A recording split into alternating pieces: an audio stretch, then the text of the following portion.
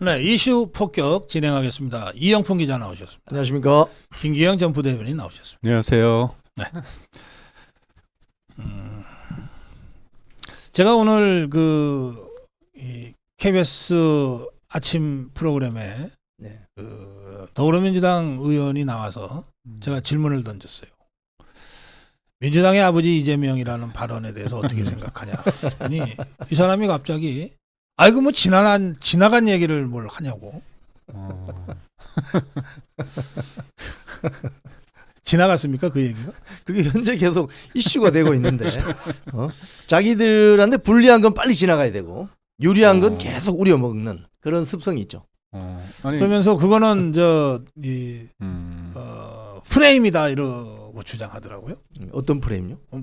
그냥 프레임이다. 아니 개딸들 눈치 안 보네요. 큰일 날 뿐이시네.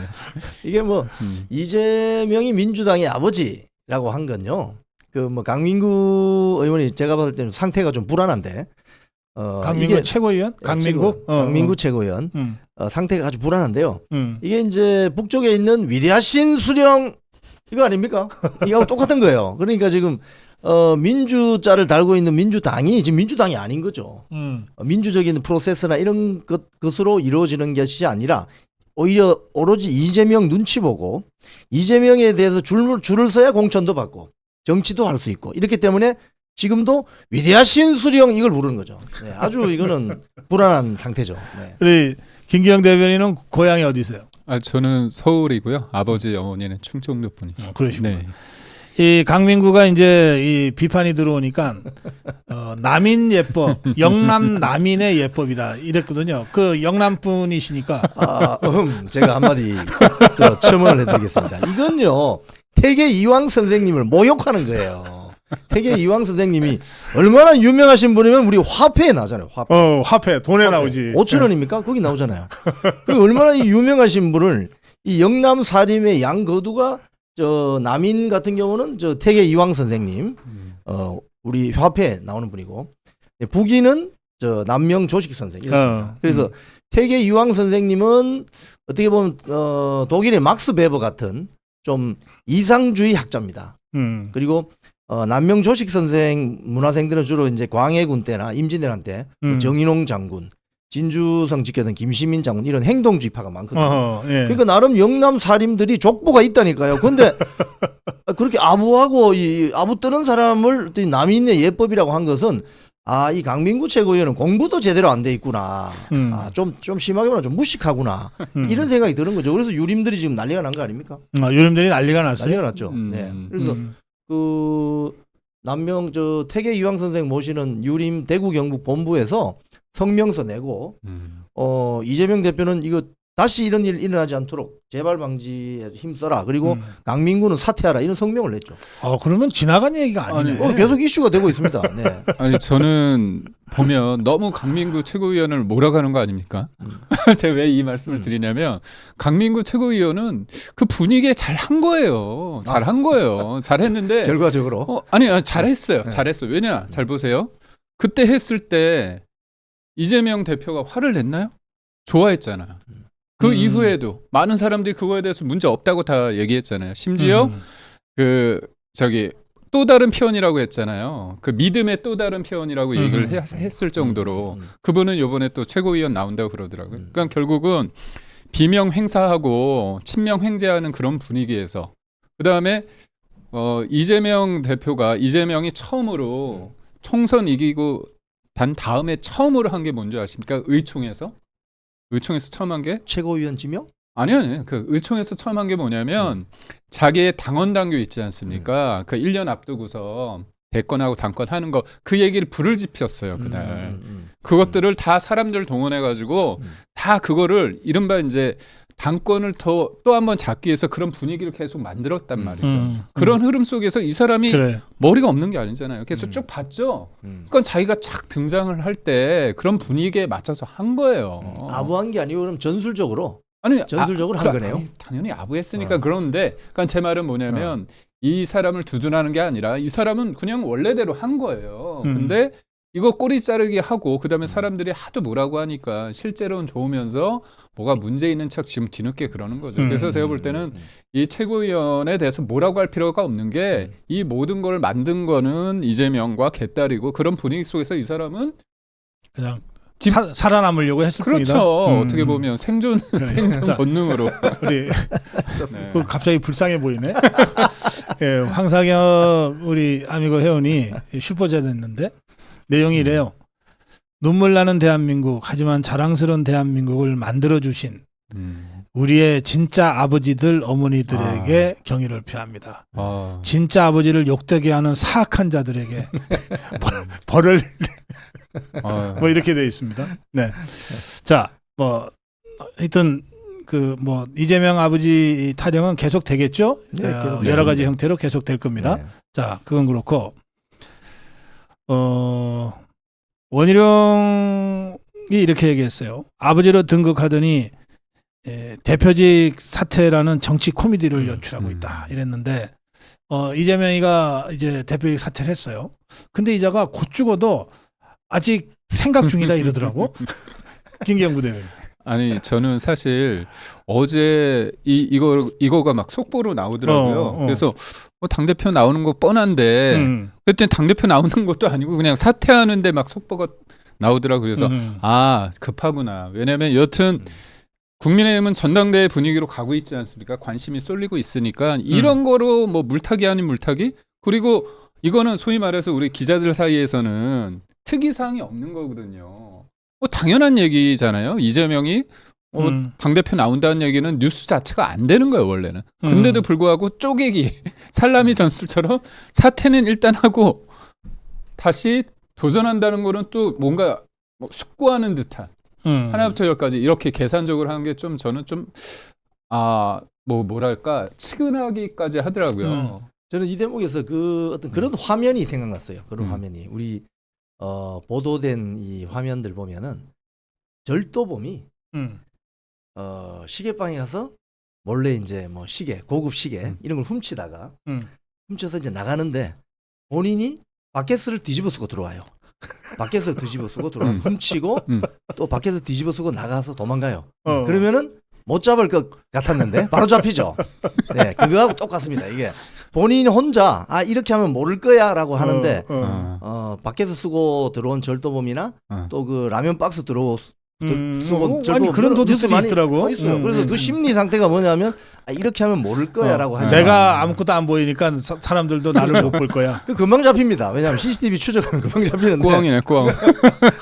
그 정도 수준이다 이거죠. 지금 심각합니다. 사실은. 네, 그 정도 수준입니다. 근데 뭐 사실 원희룡 그 이번에 후보가 코미디라고 했지만 지난주 금요일날 코미디 한 편 우리가 제대로 봤죠. 사실 정청래 코미디. 저는 그거 보면서 처음에는 와 저런가 싶은가 생각이 들다가도 이쪽이 힘을 가졌을 때 저렇게 노골적으로 하는 거구나. 그리고 정청래 최고는 이재명 하는 거를 되게 따라하고 싶은 거 같은 생각이었나 봐요. 그러니까 얘기 보면 뭐 아니 청문회는 원래 들어야 되지 않습니까? 그 제가 들은 얘기인데 이건 뭐 여의도 풍문이니까 뭐 사실 그냥 감안해서 들으시면 돼요. 그 이재명이가 이제 구속영장 청구 그 체포영장 청구돼서 국회에서 통과된 그날 정청래가 표정 관리하느라고 힘들었대거든. 네? 그렇게 하면 이제 구속영장 청구돼서 잡혀가면은 이제 대행으로 가야 되잖아요. 네? 본인이 이제 또 정청래를 또 너무 나쁘게 봤구나. 그러니까 하여튼 뭐 이 좌파들이 다 그렇죠. 뭐. 네. 자, 제가 아까 그랬어요. 우리는 자유파는 더불어민주당 그 전당대회에 아무 관심이 없잖아요. 네. 그러니까 그 팩트 체크 차원에서 우리가 알고는 있지만 그게 무슨 관심을 두나요? 근데 좌파들은 왜 이렇게 국민의힘의 전당대회에 관심이 많을까요? 막 지그들 돈 써가지고서 여론조사도 막 해줘. 그 뭐 김어준 이야기 나왔으니까 좀 면도부터 좀 하시기 바랍니다. 네. 거기 여론조사 기관 꽃이라고 그 여론조사한 걸 보면 예. 이게 얼마나 교묘하게 설계가 되어서 교묘한 통계 장난을 치는지 알 수 있는데 응답자의 거의 뭐 절반 가량이 누구를 선택할지를 결정하지 못했다고 답했거든요. 그럼 나머지 가지고 이제 뭐 나경원, 뭐 한동훈, 원희룡, 뭐 윤상희 이렇게 쪼개는 거거든요. 근데 응답률도 굉장히 낮습니다. 이거 이제 전화 면접은이 한 게 한 12%좀 되는가 그렇고 ARS는 한 2점 뭐 얼마밖에 안 돼요. 아 그래요? 예. 근데 그게 수치로 나오면 마치 이 전체적인 여론인 것처럼 이야기할 수 있잖아요. 여론조사라는 게 그런 맹점이 있지 않습니까? 이걸 또 메이저 언론은 잘 안 받아줘요. 또 이 김어준 여론조사 기관 꽃은. 그래서 인터넷 매체에서 이게 이제 며칠 전부터 계속 하려면 돌리는 거죠 지금. 돌리면서 거기 보면 이제 한동훈 후보가 굉장히 앞서는 것으로 되어 있거든요. 그러면 한동훈을 띄우기 위한 여론조사인가? 이런 오해를 살 수 있습니다. 오해를 살 수 있죠. 왜? 응답률도 낮고 뭐 하여튼 그런데 김어준이 지금 이 국민의힘 전당대회 당대표 선정 과정에 왜 이렇게 관심이 많을까? 제일 만만한 후보 지금 찾는 거죠. 이 좌파 진영에서 제일 가지고 놀기 좋은 제일 만만한 후보를 밀어야지 자기들은. 근데 국민의힘 세력들은 민주당 전당대회 별 관심이 없잖아요. 누가 되든지 하는 건 자유롭게 의사결정을 하는 것이니까 그쪽 진영에서. 이게 자유우파들의 기본적인 생각이잖아요. 저쪽은 그렇지 않습니다. 상대 당의 당대표나 최고위원이 누가 되느냐도 이자들에게는 굉장히 중요한 이슈죠. 왜? 만만한 사람들이 라인업이 되어야 가지고 놀기 좋으니까.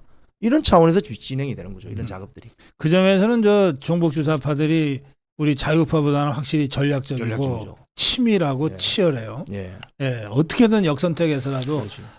조금이라도 자기들이 갖고 놀기 쉬운 사람을 대표로 만들려고. 그렇죠. 그래가지고 그 이준석이가 당 대표 되는 바람에 우리가 진짜 선거 질 뻔했어요. 그때 기억 안 나세요? 캠프에 있었으니까 잘 네. 아시겠네. 그러니까 이게 보면 이번 총선도 보면 여론조사 꽃에서 전국적으로 지역에 다 후보 관련해서 돌리거든요. 근데 그 본인들 민주당 후보를 하면서 사실 그 당시에는 국민의힘 후보들이 정해져 있지 않은데도 불구하고 국민의힘과 이렇게 비교를 합니다. 그럼 당연히 민주당 후보는 정해졌고 우리는 경선을 치르기 전이기 때문에 그냥 국민의힘 후보로 되는 거죠. 그러면 사람들이 그걸 딱 봤을 때 이게 예를 들면 한 달 전에 여론조사라도 한 달 뒤에 또 돌리면 사람들이 최근 여론조사 그냥 수치만 보는 거죠. 이게 언제 어떻게 됐는지는 보지 않습니다. 그러니까 사람들이 볼 때도 이거 왜 여론조사가 이러냐 그러면서도 이거 보면서 이제 사람들이 더 열심히 하는 게 아니라 좀 낙담하는 경우도 있고 그래서 저희가 이제 이번에 선거 끝나고 나서 여론조사 꽃이 민주당은 그거는 아주 전략적으로 이용하고 있거든요 서로. 근데 우리는 뭐 그런 것들을 일부러 할 필요는 없겠지만 뭔가 여론조사에 대해서 그런 여론조사가 나왔을 때 우리가 여의도 연구원이나 어디에서 우리가 여론조사한 거는 이거다 이런 것들을 좀 선제적으로 해서 뭔가 우리 지지하는 사람들한테 할 수 있는 걸 해야 된다 그런 얘기. 그래요. 이 두 분 말씀 중에 조금 얘기가 뜨거워질 것 같으니까 천진 무지랭이님이 시원한 거라도 드시라고 슈퍼챗을 예. 자, 이 37.4 이거 한 잔씩 하시고 다시 하겠습니다. 이게 사실 이번에 그 전당대회 당대표 뽑는 그 절차가 당원 투표가 80%지 않습니까? 일반 국민이 20%고. 그러면 지금 여론조사 기관 꽃에서 한 것은 당원 투표보다는 국민 여론 20% 여기에 해당된다고 볼 수 있거든요. 그렇잖아요. 근데 당원들의 그 표심을 정확하게 알 수 있는 방법은 여의도 연구원이 조사하면 됩니다. 국민의힘 당원들을 상대로. 그렇잖아요. 당원들 번호를 다 가지고 있으니까. 그런데 그 김어준의 꽃이 주요 4명의 후보들이 다 국회에서 기자 이제 출사표를 던지기 전에 여론조사를 한 거거든요. 그러니까 그 일반 여론조사를 받는 입장에서는 누가 나올지 모르니까 아직 답변이 제대로 안 된 거죠. 대신 인지도는 뭐 특정인이 많을 수가 있으니까 그래서 그쪽으로 몰고 가려고 하는. 이영풍 기자 조금 전에 그 좌파들이 다루기 쉬운 후보를 역선택해서 어떻게든 해보려고 한다. 그렇죠. 그 의도가 있다. 이 꽃에도 있다. 그렇잖아요. 네. 그러면 지금 그 여의도 이 김어준 꽃이 띄우려고 하는 게 한동훈인 것 같은데. 그러면 좌파들이 한동훈을 제일 다루기 싶다라고 생각한다는 뜻이잖아요. 그렇죠. 그 왜 그렇습니까? 세 보이는 것 같은데. 이게 제가 네. 요번에 그 한동훈 이제 후보라고 하죠. 4명의 후보가 있는데 한동훈 후보의 그 연설문을 제가 동영상으로도 다 봤고 그 28분 가량 되더라고요. 또 연설문 전문도 제가 받아서 다 읽어봤습니다. 이게 출마 선언문. 예. 네.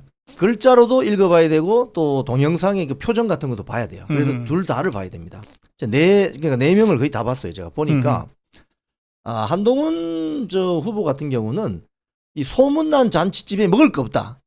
전형적인 그겁니다. 그래서 기자들이 오죽해서 이 연설문 28분 읽을 동안 물어볼 게 없어가지고 그 안에 알맹이가 없어가지고 오히려 나와서 기자회견장에 나와서 Q&A를 하는데 최상병 특검을 물어본 거예요. 근데 거기에서 새 특검법을 자기들가 발의를 하겠다고 이야기했지 않습니까? 그것 때문에 지금까지 논란이 되고 있잖아요. 그래서 이런 걸 보면 최상병 특검법은 사실은 어떻게 보면 말이 안 되는 겁니다. 지금 공수처는 외압 수사 의혹을 조사하고 있고 외압 의혹을 수사하고 있고 경찰은 과실치사 의혹을 수사하고 있잖아요. 그러면 본인이 법률인인데 법조인인데 이 공적인 수사기관이 수사하고 있는 걸 기다릴 줄 알아야지. 그게 자유우파의 어떤 신념이지. 이걸 완전히 뭉개버리고 새로운 특검법을 발의한다? 뭐 대법원장인 제3자가 공정할 것 같으니까 이건 어떻게 되냐면 좌파들의 프레임에 밀려버리는 거예요. 완전히. 그렇게 되면 어떻게 되느냐. 결론은 윤석열 대통령 탄핵해야 된다. 이렇게 가는 겁니다. 거기에 휘말릴 가능성이 좋죠. 그렇기 때문에 좌파들 입장에서 봤을 때는 한동훈 밀면은 저 윤석열 같이 보낼 수 있겠는데 이런 생각을 할 수 있다는 거죠. 그런 이야기들 많이 어떻게 합니다. 보세요? 정치는 뭐 본인의 어떤 선이나 그런 것도 중요하지만 본인의 말과 행동이 어떻게 비춰질 것인가에 대해서도 책임을 져야 된다고 저는 보고 있는데 저는 말씀하신 것처럼 좀 안타까운 건 뭐냐면 한동훈 후보가 그 전이 비대위원장 전에는 법무부 장관이었잖아요. 그럼 법무부 장관으로서 이 부분은 어떻게 받아들여야 되느냐. 전 정치인이 됐기 때문에 정무적일 수는 있지만 그래도 100번 양보하더라도 이 자기가 법무부 장관이었기 때문에 공신력 있는 정부의 어떤 수사기관 그게 이제 뭐 공수처가 될 수도 있고 검찰이 될 수도 있고 경찰이 될 수 있는데 이 부분에 대해서 평가를 받아보고 결과를 받아보고 거기에서 미진한다면 대통령도 그걸 미진하면 특검을 주장한다고 했으니 지금 그리고 제가 볼 땐 야당이 지금 여당과 대통령을 공격하는 그 거리 그 무기가 어디에서 나옵니까? 공수처에서 나온 거 가지고 얘기하고 있지 않습니까? 그럼 역설적으로 야당이 볼 때는 공수처 수사가 잘 되고 있는 거예요. 그렇다면 공수처 수사가 이게 누가 만든 겁니까? 공수처를. 노무현 전 대통령이 당시 공약이었고 그게 10몇 년 동안 여러 가지가 있다가 노무현 때 만들어진 거 아니 문재인 때 만들어진 거 아닙니까? 예. 근데 그 부분에 대해서 불리하니까 그다음에 공수처 단장은 처장은 또 여야가 합의해서 통과시켰잖아요. 근데도 불구하고 그렇죠. 받아들일 수 없다는 거 아닙니까? 결국 뭐냐면 진실로 가기 위한 그런 게 아니라 대통령을 끌어내리고자 하는 것들이 너무 다분하다. 그리고 요번에 법사위에서 그 청문회라는 형태에서 사람들이 봤을 때 이 사람들한테 권한을 줬을 때 어떻게 하겠다는 게 보이는 거죠. 지극히 폭력적이면서 희화하고 본인들이 하고 싶은 대로 다 하겠다는 거 아닙니까? 그렇다면 이런 사람들이 충분히 특검을 수용한다고 하면 일반 사람들을 볼 때는 특검의 문제점을 잘 모릅니다. 한동훈 전 비대위원장은 뭐 선수가 심판을 하면 안 된다. 그 얘기는 잘 몰라요. 그냥 특검을 수용하는 것처럼 그렇죠. 보여주는 겁니다. 네. 그래서 일반 사람들이 볼 때는 이 부분에 있어서 야당에 이용당할 여지가 분명하고 특검을 지금은 받을 수 없다고 하는 여당과 대통령의 입장은 뭔가 문제가 있다는 것처럼 비춰질 여지가 있다. 이게 축구나 족구할 때 보면요. 꼭 그쪽으로 공 집어넣으면은 골키퍼한테 공 거꾸로 차는 우리 수비수가 있어요. 그거 딱 그겁니다. 그러니까 상대편이 봤을 때는 저기에 공을 집으면 저 구멍이다. 저기 공은 공이 다시 와야 되는데 골대로 가요. 그 선수가 바로 지금 한동훈 후보일 수 있다. 그래서 상대 진영에서는 저기로 골을 넣으면 저 볼을 차면 된다라고 생각하는 게 지금 한동훈 후보라는 거예요. 그렇기 때문에 말씀하신 것처럼 당론을 거부하잖아요. 최상병 특검은 안 받기로 했단 말입니다. 그죠? 공수처와 경찰의 수사 결과를 기다리고 보자는 게 당론 아닙니까? 당론이 공을 앞으로 차는 건데 공을 뒤로 차면 어떻게 되는 거야 이거? 골 먹는 자살골이 되잖아요. 그러니까 어? 한동훈 후보는 전 비대위원장 뭐 선의를 적극적으로 한다면 우리의 입장을 이렇게 유연하게 함으로써 저쪽에 어떤 변화를 이끈다고 하지만 저쪽은 변하지 않거든요. 무엇보다도 당내 경선을 하면서 우리의 입장이 뭔가 파편화되고 뭔가 하나 되지 못하는 모습으로 비춰지는 게 더 악영향을 주고 있다. 이게 더 큰 문제라고. 지금 한동훈 측에서는 대통령 윤석열 대통령 탄핵을 막기 위해서 특검법 독자 발의를 주장하고 있는 거다 이렇게 주장해요. 그건요.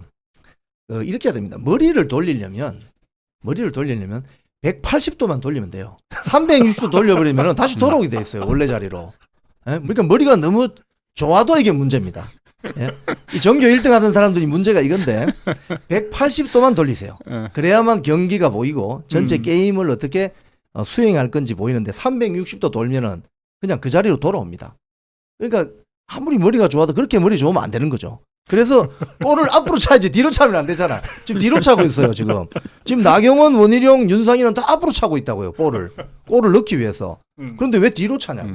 그렇기 때문에 국민의힘 지지자들이 굉장히 불안해하고 있는 거죠. 지금 저 한동훈 후보를 보면 왜 볼을 자꾸 이 골키퍼 쪽으로 차는 거지? 저 우리 선수 맞아 저거? 저 엑스맨 아니야? 이런 생각하는 거예요 지금. 그래서 본인이 이 부분에서 이 방송 보시겠지만 그 참모들이 좀 고성국 박사님 텔레비전 잘 보고 단단히 좀 지도를 하시라고. 골을 왜 자꾸 뒤로 차냐고 앞으로 차야지. 알겠어요. 네. 자, 심행님이 고 박사님 수고 많습니다. 이영풍 기자님, 김기영 기자님 환영합니다 하면서 슈퍼챗 하셨습니다. 고맙습니다. 자, 그건 그렇고요. 그 사실 제가 김기영 대변인한테 좀 여쭤보고 싶은 게 있어요. 정치인들이 뭐 대통령하고 통화하잖아요. 그죠? 네, 예. 근데 그걸 언론에다가 언론 플레이 하는 건 어떻게 보세요? 사실 그거는 적절하지 않다고 봅니다. 뭐냐면 저는 한동훈 후보가 이 부분을 이제 본인이 아마 뭐 측근히 했을 수 있겠죠. 언론을 통해서. 근데 저는 그 처음에 제가 알기로는 18일 날 정진석 비대위원장하고 통화를 했는데 네. 정진석 비서실장이 대통령하고 해라. 대통령한테 직접 해라 해서 대통령한테 했다는 거 아닙니까? 근데 내용은 사실관계는 정확히는 모르지만 긴 통화는 아니었던 건 분명한 것 같습니다. 근데 저는 한동훈 후보가 당권에 도전하고 이번에 뭔가 준비하고 뭔가 대통령과의 관계 맺음에 있어서 본인이 뭐 서운하든 아니면 하고 싶은 말이 있다면 분명히 식사 초대를 했으니까 그거를 가서 밥을 먹으면서 풀면 되는 거예요. 근데 그런 걸 안 하다가 왜 쫓기듯이 나간다고 이렇게 전화를 했는지 저는 그건 이해를 가지 않습니다. 저는 100번 양보해서라도 온 국민이 다 알잖아요. 대통령이 밥을 먹자고 했고 한동훈 전 비대위원장은 그거를 응하지 않았던 걸 아는 거잖아요. 왜 굳이 그럴까? 국민들이 볼 때는 제일 중요한 건 뭐냐면 안정감과 예측 가능성입니다. 여당 대표이기 때문에 대통령과 어떤 관계 맺음을 하느냐. 지금 중요한 거는 차별화가 아닙니다. 저는 단호하게 말씀드릴 수 있는 게 이게 보면 대통령이 선거 전과 이후에 했을 때 사실 대통령 입장에서나 뭐 우리 여당 입장에서 선거에서 졌잖아요. 그렇기 때문에 지금 굉장히 힘든 상황입니다. 서로 얘기할 수 있는 게 충분히 돼요. 예전처럼 그런 관계보다도 뭔가 같이 할 수 있는 부분이 많습니다. 그리고 2조 심판에 대해서 사람들이 아쉬운 건 뭐냐. 집권 여당의 대표로서 그리고 우리가 집권 여당 후보로서 미래나 정책에 대한 얘기를 해야 되는데도 불구하고 과거 지향적인 얘기를 한 거잖아요. 우리의 무기를 제대로 못 쓴 거잖아요. 그렇다면 여러 가지 얘기를 할 수 있는 거잖아요. 근데 그런 것들은 다 왜 안 하고 뒤늦게 선거 뛰는데 뭔가 대통령과의 관계 맺음을 좀 이용하려고 하는 거 아니냐. 그런 얘기가 나오게끔 하느냐. 그러니까 저는 또 하나 뭐 이거 그냥 개인적인 얘기긴 하지만 제가 이영풍 전 선배하고 들어오기 전에 오늘이 제가 네. KBS 딱 3년 전에 사표 내고 나왔습니다. 오. 딱 3년 됐습니다. 오늘 조금 기분이 여러 가지 들어요. 저는 윤석열 대통령과 일면식이 전혀 없었습니다. 정권 교체 위해서 나온 거예요. 제 잘나서가 아닙니다. 근데 한동훈 전 비대위원장은 자꾸 공적인 관계만 얘기를 해요. 사람이 그러긴 힘들잖아요. 그러니까 사적인 관계가 있다는 게 나쁘다는 게 아니라 뭔가 이견이 있거나 뭔가 얘기할 때 서로 신뢰할 수 있는 그게 되는 거거든요. 왜냐? 내가 20년 동안 너를 봐왔기 때문에 내가 몇 년 동안 봐왔기 때문에 네가 이렇게 얘기해도 난 이해할 수 있다. 그럼 누구보다도 잘 얘기할 수 있는 관계가 돼야 된다. 그러니까 왜 자꾸 공적 관계라고만 얘기하냐. 충분히 20년 동안 봐왔으면 본인이 대통령을 위해서 대통령도 한동훈 비대위원장을 위해서 서로 할 수 있는 부분이 있는 거예요. 근데 항상 그런 관계를 물었을 때 왜 그렇게 하느냐 이거죠. 저는 이해가 안 돼요. 그 연설문도 보면 말이죠. 이 말이 말입니다. 아 다르고 어 다릅니다. 나경원 후보 같은 경우는 당정 동행이라고 했지 않습니까? 동행이란 말은 우리 등산해 보면은 뒤에 좀 처지는 사람들 손 잡아주는 게 동행이잖아요. 그러면 똑같은 말이라도 동행이란 말을 들으면은 아 내가 뭔가 좀 배려받고 있구나. 좀 따뜻한 느낌이 나지. 좀 따뜻한 느낌이 나죠. 또 우리 원희룡 후보 같은 경우는 이러다 다 죽게 생겼습니다. 이거 얼마나 한마디로 임팩트로 바로 때리는 거 아닙니까? 싹 들어오잖아요 귀에. 또 윤상현 후보 같은 경우도 약간 형님 리더십이 느껴진단 말이에요. 근데 한동훈 후보 같은 경우는 수평적 당정관계. 수평적 당정관계라는 이야기를 꺼내는 순간 어떤 마음이 들으냐. 밥맛이 없어지는 거죠. 네. 어떻게 대통령과 당대표가 수평적 관계를 가져갈 수 있어요? 대통령이 이 영업 우리 국정의 영업 1호 사원인데 그런데 그 개념부터 딱 들으면 그냥 밥 먹기 싫어지는 거죠. 그러니까 제가 볼 때 한동훈 후보 본인도 그렇고 그 주변에 있는 참모들이 지금 잘못 생각하시는 것이 당정 관계가 꼭 수평적이어야만 좋은가? 때로는 뭐 종적인 관계가 될 수도 있고 때로는 또 수평적일 수도 있고 때로는 협조적일 수도 있고 한데 말이 다르고 다르기 때문에 우리 김기현 우리 후배님 말씀하신 것처럼 처음에 그럼 밥 먹으러 오라고 할 때 가든가 왜 이제 와서 전화했다고 그렇게 동네방네 소문 내려고 하면 국민들이 다 알게 되잖아요. 저 사람 진정성이 없구나. 필요할 때만 전화하는구나. 필요할 때만 짜장면 사달라고 하는구나. 그때 짜장면 먹었어야지. 왜 이제 와서 그런 이야기 하냐고. 메뉴 안 해보자. 자, 그런 생각 들어요. 예. 지금 이게 뭐 러닝메이트라고 하는 건 원래 당헌 단계 없어요. 네. 없는데 뭐 하여튼 현실적으로는 대표 후보가 최고위원 후보들 손잡고 다니니까 이제 뭐 러닝메이트다 이러는 건데 저는 이것도 좀 당헌 단계상 뭐 좀 규제를 해야 되지 않냐 하는 생각은 들어요. 그러면 이거 손 못 잡는 사람은 어떡하라고. 네. 그렇잖아요. 최고위원 후보가 4명만 있으면은 1명씩 손 잡으면 되지만 한 10명쯤 되면 손 못 잡는 사람 있잖아. 최고위원 마찬가지거든요. 그렇죠. 저 청년 최고위원. 어쨌든 뭐 그건 그렇고 이번 현실적으로 한동훈은 장동혁, 박정훈, 진종호랑 라인업을 했어요. 네. 원희룡은 인요한, 김민전, 박진호랑 라인업을 했어요. 그리고 나경원은 이 러닝메이트는 그 구태다 그러고서 자기는 안 하겠다 그랬어요. 윤상현도 지금 안 하는 것 같아요. 현재까지는. 네. 자, 그러니까 이제 비교하자면 원희룡 라인업과 한동훈 라인업밖에는 비교할 사람이 없는 거지. 어떻게 평가하세요? 저부터 할까요? 예. 저는 하나 분명하게 제가 여러 자리에서도 얘기했지만 진정호 의원, 비례대표 의원이 청년 최고 나오는 거는 저는 받아들이기 힘듭니다.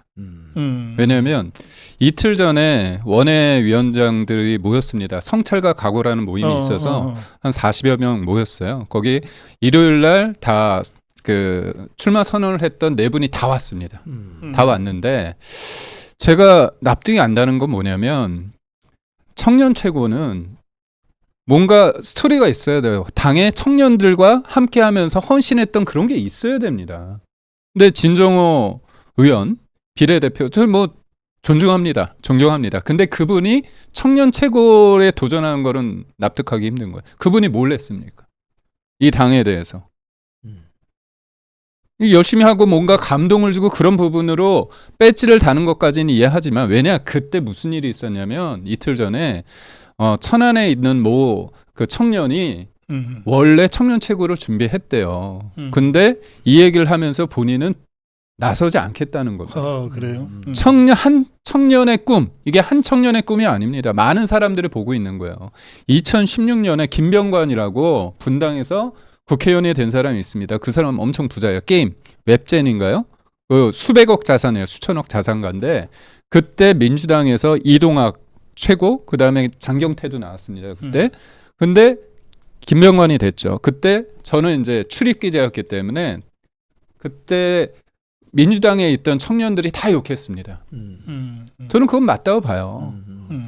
아니 다른 걸 최고를 나가면 되잖아요. 왜 청년의 몫을 뺏어가냐 이거지. 국회의원 돼가지고. 자, 진정호는 받아들이기 어렵다. 아 저는 이제 일단 한동훈 쪽 이야기를 먼저 드리면 장동혁, 박정훈이 남는데 장동혁 의원은 지금 사실 이번 이 전당대회에서 한동훈 후보에게 후보되기 전에 이번에 나가지 맙시다라고 이야기했어야 돼요. 왜냐? 자기가 공천관리위원 하다가 공천 다 엉망된 거 아닙니까? 예? 본인부터 책임이 있는데 이번엔 아닌 것 같습니다. 이번에 마치고 미국이나 영국으로 가서 한 1, 2년 공부하고 오시죠. 이렇게 했어야 돼요. 이게 진짜 직원해주는 참모입니다. 근데 같이 지금 러닝메이트로 뛴다고? 이 정신이 아니죠 지금 제정신이. 지금 뭐 국민의힘 지지자들이 얼마나 지금 이 지난 공천에 대해서 열받아요. 그죠? 뭐 또 이야기하겠지만 공천 취소 이런 것도. 그러니까 장동혁 의원이 진짜 한동훈이라는 인간을 위한다면 이번에는 아닙니다. 나서지 맙시다. 출사하지 맙시다라고 이야기했어야 되는 거예요. 그 점에서 아쉬움이 있고 저는 이분들 누군지 잘 몰라요. 차도 한 잔 못했어요. 잘 모릅니다. 박정훈 의원은 또 어떤 게 있느냐. 아니 이번에 그 배현진 그 전화 녹취 사건 저도 이철규 의원 잘 모릅니다. 얼굴 한번 봤어요. 근데 아니 선배 의원한테 전화해서 자기가 후보 시절이에요. 원내대표 하면 출마하셔야 되는 거 아닙니까? 라고 해놓고 자기가 이제 당선되고 나니까 돌아다니면서 친윤이 나서면 안 된다고 이야기한 당사자가 박정훈 아니에요. 근데 이 기사가 뜨니까 배현진이다 이래가지고 배현진 의원이 자기가 오해받으니까 전화 녹취한 걸 띄워버린 거 아닙니까? 이게 지금 국민의힘 선후배 국회의원들끼리 이게 바로 콩가루 집안이라는 거예요. 이철규 의원이라는 선배 국회의원이 있고 그러면 통화한 거 이걸 어떻게 그 페북에다 오디오 파일을 띄웁니까? 배현진 의원도 그 욕 들어먹어야 돼요 이거는요. 근데 박정훈은 자기가 사실은 이 원인 발생자인데 싹 숨어가지고 일단 나중에 들통났잖아요. 이런 측면에서 보면 당내 화합을 가져가기에는 상당히 준비가 안 된 사람들이다. 그래서 자성찰부터 먼저 하시라. 제가 이런 말씀을 드리고 싶어요. 그래요. 한동훈, 장동혁, 박정훈, 진종호에 대해서는 한마디씩 하셨으니까 이번에는 원희룡 라인업에 김민전은 어느 쪽은 아니라 그러지만 한동훈은 아니다. 이건 입장을 분명하거든요. 그래서 원희룡이든 나경원이든 함께 가겠다 이랬기 때문에 원희룡 쪽에서도 인요한, 김민전, 박진호 라인업이라고 얘기할 수 있고 나경원은 라인업 안 한다고 했으니까 상관없지만 그래도 나 김민전과 함께 해라고 얘기할 수 있는 그런 상황이라서 일단 원희룡, 인요한, 김민전, 박진호로 놓고 두 분의 말씀을 듣겠습니다. 저는 인요한 전 혁신위원장 그 당시에 이제 선거를 앞두고 당의 어떤 변화를 할 때 제일 중요한 게 뭐냐면 변화에 있어서 가장 어렵고도 가장 결정적인 게 저는 희생과 헌신, 용기라고 봅니다. 그때 저는 원희룡 전 장관이 험지에 간 거잖아요. 이재명을 붙기 위해서. 결과는 어떻게 보면 물론 최선을 다하면 이겼을 수도 있고 지금 전 최선을 다했다고 봐요. 결과는 아쉽지만 어떻게 보면 정치인 입장에서 배지를 다는 게 욕심일 수 있거든요. 근데 그럼에도 불구하고 사지에 가서 최선을 다해서 그 결과까지 온전하게 받고 이번에 도전을 할 때 원희룡이라는 사람에 대해서 인유한 전 혁신위원장이 잘 모르지만 그런 굉장히 짧은 기간 동안에 이게 계산적이지 않고 크게 보는구나. 그렇다면 이 사람과 교분이 없더라도 장기간 모르고 더라도 가치와 대한민국을 위해서는 같이 할 수 있다고 생각했기 때문에 원희룡 전 장관을 저는 선택했다고 보고요. 그다음에 저는 박진호 이 위원장을 개인적으로는 한 두세 번 본 적이 있습니다. 근데 이분이 되게 젊어요. 그리고 김포라는 험지에 두 번에 나갔다가 두 번 아쉽게 안 됐죠. 최연소 후보. 맞습니다. 그리고 이분이 제가 알기로는 그 새누리당 때 대학생위원회 위원장도 했고 그다음에 자유한국당 시절에 최연소 당협위원장도 했고 그럼 결국은 그 험지에서 나름대로 청년의 이름으로 남들이 어렵지만 그걸 계속하는 거거든요. 사실 요번에 제가 떨어져 봐서 느끼지만 이게 쉽지 않습니다. 이게 마음을 추스리고 현장에서 하나하나 쌓는다는 게 어려운 거거든요. 그렇다면 이 사람이 청년 최고가 됐을 때 당연히 자기가 느꼈고 이 어려움이 이 기득권 안에서 자기가 청년의 목소리를 낸다는 게 얼마나 어렵다는 걸 알 거잖아요. 이런 사람들이 하는 게 저는 맞다. 이렇게 봅니다. 저도 이제 공감인데요. 이 정치인에 대해서 유권자들이나 또 지지자들이 매력을 왜 느끼느냐? 매력을 느끼는 정치인도 있고 그렇지 않은 정치인도 있잖아요. 매력을 느끼는 정치인들이 왜 매력을 느끼느냐 하면요. 인생은 영어로 말하면 업스 앤 다운이 있고 이게 일본말로 하면 대꼬바꼬입니다. 울퉁불퉁. 한국말로 하면 울퉁불퉁이에요. 인생이 울퉁불퉁해서 잘 나갈 때도 있었지만 그냥 직하에서 그냥 때려박는 이런 인생의 굴곡이 있어야만 그 과정을 거치면서 낮은 대로 임하는 그 끊임없는 트레이닝 그리고 그 과정을 버티는 맷집 이번에 떨어져서 알죠? 그런 게 있어봐야 그런 게 있어봐야 공감을 할 수 있어요. 가슴 아프겠다. 얼마나 가족들이 고생했을까. 우리 알잖아요. 그렇죠. 그런데 그런 측면에서 박진호 새누리당 때 들어와서 자유한국당 그 힘들 때 버텼잖아요. 젊은 친구가. 뭐 젊은 친구 같으면 내가 여기 뭐 이 당에 무슨 그 부채가 있어서 그냥 떠나버릴래. 이럴 수도 있단 말입니다. 그죠? 이뇨한 박사. 이 마찬가지 아닙니까? 선대부터 대한민국을 위해서 얼마나 많은 희생을 한 사람입니까? 그렇기 때문에 원희룡 장관은 굉장히 사람을 잘 데리고 온 것 같아요. 이런 측면에서 보면 명풍이 좋아야 그림이 좋습니다. 그런 측면에서 저는 좋은 인선이다 이렇게 봐죠. 알겠습니다. 이 시간 조금 더 쓰더라도 이 마지막 주제는 좀 다뤄야 되겠어요.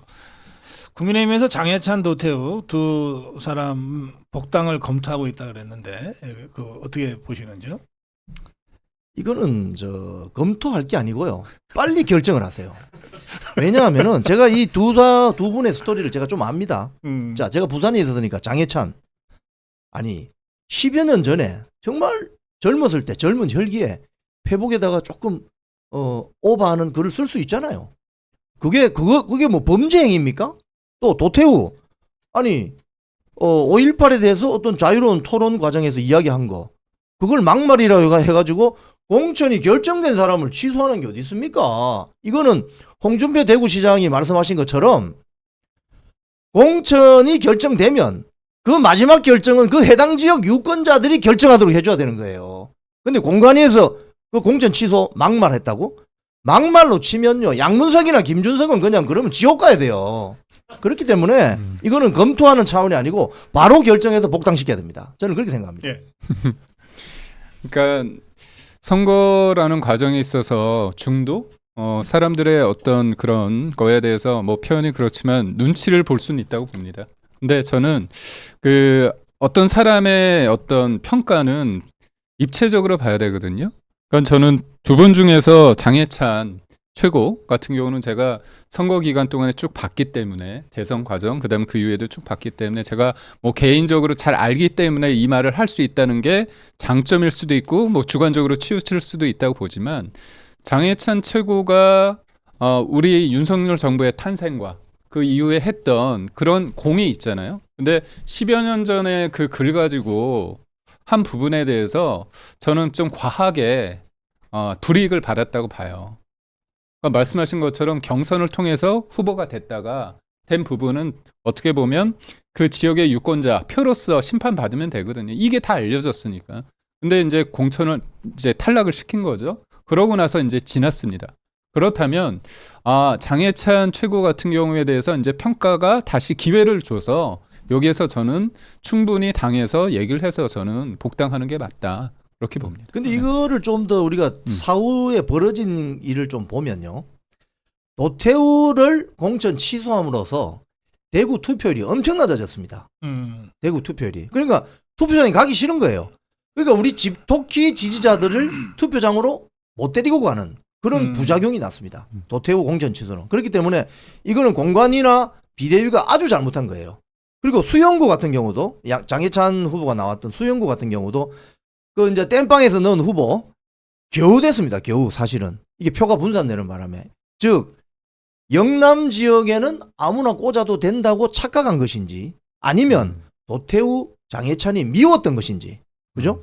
이 둘 중에 하나거든요. 근데 결과는 영남 지역의 투표율이 낮아졌어요. 특히 대구 같은 경우는. 그리고 노태우 장해찬이 이번에 나왔으면 됐을 거 아닙니까? 대구 그 부산의 투표율이나 이런 거 봤을 때 지금 이런 국면에 108명을 정말 앞에서 끌고 갈 수 있는 기관차 역할을 할 수 있는 젊은 정치인들인데 그런 정치인 지금 어디 있어요? 108명 중에.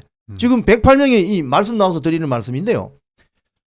결국 상임위원장 자리 7개 먹고 다시 들어간 거 아닙니까? 들어간 첫날에 과방위에서 방송 한번 바로 통과시켜 뒤통수 맞은 거 아니에요. 어? 아예 그럼 들어가질 말든지 그럼 장외 집회를 하든지 뭐 의원 행안실을 다 비우든지 전부 지역구로 내려가 해서 아예 우리는 참여 안 해. 의원식 마음대로 해라고 하든지 이렇게 강하게 나가야지. 그 강하게 나갈 수 있는 에너지를 노태우 장해찬을 공천 지도함으로써 지지자들 맥 빠지게 한 거 아니냐 이 말입니다. 당장 복당시키세요. 이쪽에 있나 보죠? 카메라. 아니, 근데 뭐 두 분 다 장해찬 노태우 즉각 복당은 너무나 당연한 거다 이렇게 말씀하셨는데 저는 그것만으로는 부족하다고 생각해요. 이게 당에서 선거 때 어쨌든 당의 결정을 따르지 않고 탈당을 해서 무소속으로 출마한 것은 심각한 해당 행위를 한 거기 때문에 바로 복당을 시키는 전례가 없어요. 최소한 1년은 좀 고생하게 한다든지 숙고를 한다든지 또는 복당 절차를 아주 까다롭게 심사를 한다든지 그러거든요. 근데 지금 두 사람이 복당을 간절하게 요청한 것 같지도 않은데 제가 알기로 당에서 먼저 복당 얘기를 시작했다는 거는 뭐냐면 이 사람들이 억울하게 쫓겨났다는 뜻이거든. 그러면 이렇게 억울한 희생자 만들어 놓고 하나도 책임지는 놈 없이 누가 잘못했다 뭐 경위 설명도 없이 그냥 복당만 덜렁시키면 원상복귀가 됩니까 이게? 저는 그래서 즉각 복당은 너무나 당연한 건데 이 두 사람을 쫓아내는데 당시에 책임 있는 사람들이 있어요. 그자들은 공개적으로 적어도 자유파 국민들과 당원들한테 사과해야지. 그리고 거기에 상응하는 책임을 져야지. 제가 이거 우리 고 박사님 말씀이 있으시니까 제가 한 말씀 더 거들면 이 방송을 지금 국민의힘 전당대회에 나온 당대표 캠프들이 다 볼 거란 말이에요. 그거 안 보면 떨어지게 돼 있습니다. 이 방송을 보셔야 붙습니다. 자, 그렇다면 내일 사실 한동훈 캠프 쪽은 이 문제에 대해서 언급을 해줘야 돼요. 언급을. 노태우 장해찬 후보의 복당을 원만하게 이루어졌으면 좋겠다. 이런 이야기를 해줘야 점수가 올라갑니다.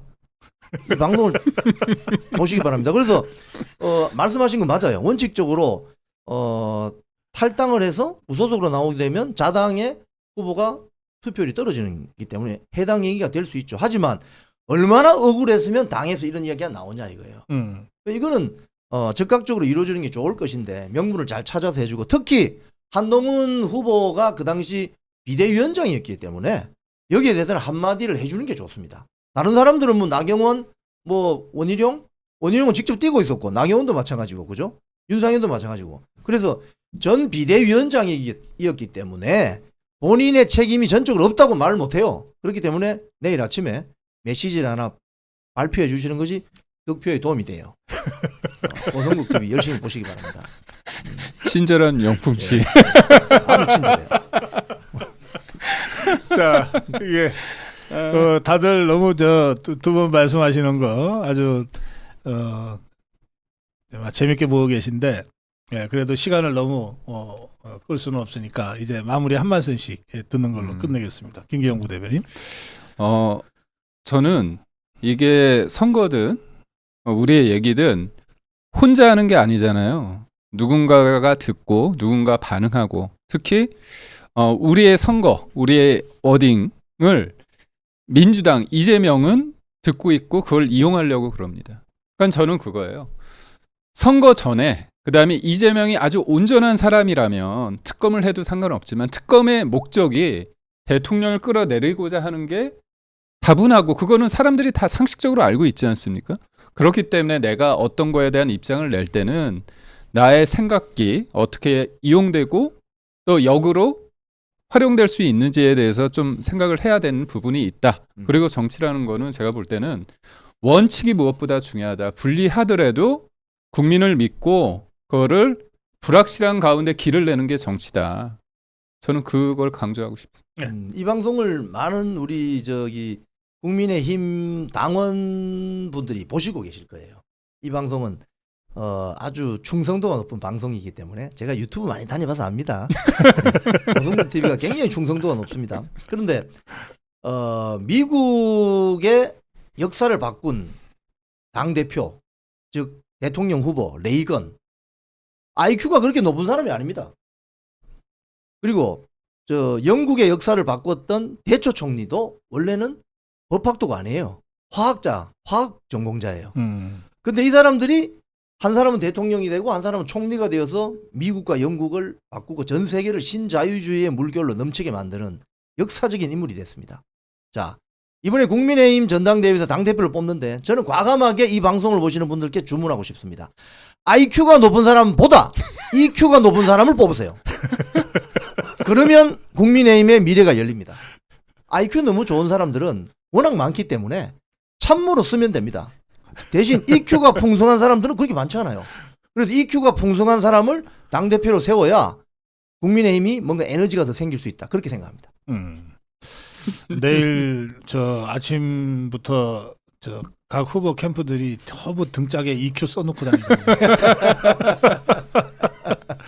강풍, 태풍, 이영풍 화이팅이래. 이걸 본선에서 보여주지 못해가지고. 자, 저 이영풍 기자. 네. 내일 뭐 아주 의미 있는 특강이 있습니까? 아, 네. 제가 내일 부산에 내려가는데요. 그 도태우 변호사 등이 이제 많은 변호사분들이 주축으로 만든 선진 변호사 협회라고 있는데 거기서 내일 부산에서 강연이 있어요. 거기 이제 도태우 변호사도 강연을 하고 대한민국 헌법과 최근의 정세에 대해서 강의를 하고 저는 내일 오늘 과방에서 통과된 아주 법사위에서 통과됐죠. 그 방송 3법 그리고 방통위법에 대해서 이 부당함을 국민들한테 알리는 저희들이 현장 가서 알리는 이 역할을 하게 됩니다. 그래서 내일 강연이 있습니다. 오후 3시에 부산일보 대강당입니다. 자, 댓글 창에 좀 고정해 주세요. 내일 오후 3시 부산일보사 10층 여기 부산역 근처죠. 예, 부산역에서 지하철 2정거장입니다. 그 부산일보사 10층의 대강당으로 가시면 되고요. 이게 이 선진 변호사 협회는 뭐냐면 좌파의 민변하고 참여연대를 합친 것과 같은 역할을 하겠다고 출범한 자유우파 단체예요. 예, 그래서 여기 도태우 변호사가 대표를 맡고 있습니다. 예, 그러니까 이 도태우 변호사가 막 시작한 선진 변호사 협회의 부산 강연, 예, 내일 오후 3시 부산일보사 10층 대강당, 예, 여기에 도태우 변호사도 나가고 자유대한호국단의 오상종 단장도 연사로 나가고 그리고 우리 이영풍 기자도 연사로 나가니까 여러분들 좋은 시간 가지시기 바랍니다. 아까 IQ보다 EQ라 그랬죠. 네. 여기 JQ는 안 된다고 댓글이 올라왔어요. JQ가 뭐죠? 잔머리 Q. 아, 배우고 가네요. 예, 두 분과 함께 의미 있는 시간 가져서 고맙습니다. 감사합니다. 고맙습니다. 네.